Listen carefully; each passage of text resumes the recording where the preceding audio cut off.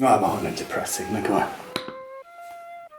Dim ysgolion, dim dosbarthiadau, dim aroliadau. Mae camau nesaf ti yn y byd addysg a bywyd yn gyffredinol yn mynd i fod yn really fucking anodd, actually, achos, as is plain for all to see, you are not gifted. Ond, paid y phoeni, achos fi yn mynd i helpu ti, a pe becso, na i wneud popeth yn really, really syml. Okay, dum-dum? Okay. Okay.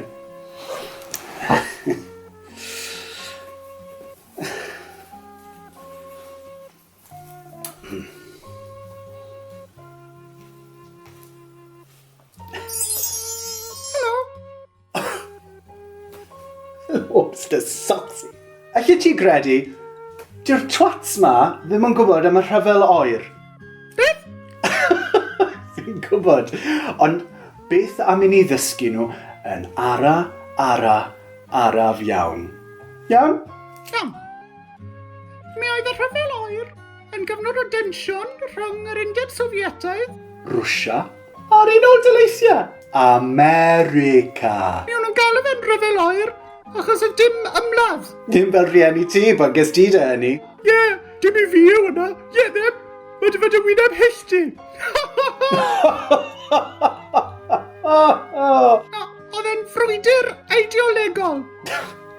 So nhw'n gwybod beth mae hwnna'n meddwl. Christ, really? That's the level, huh?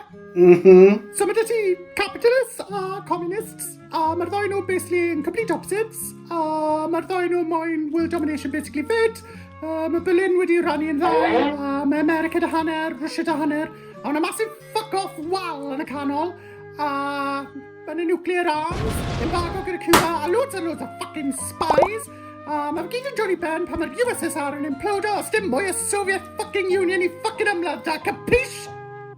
Da iawn, Mr Soxy, a mae rhaid i fi weid nes ti siarad yn dda iawn fyna, a ti'n llawer mwy pwyllog dy'r plant bach ara na bys ni erioed wedi gallu bod. Ha, ha, ha!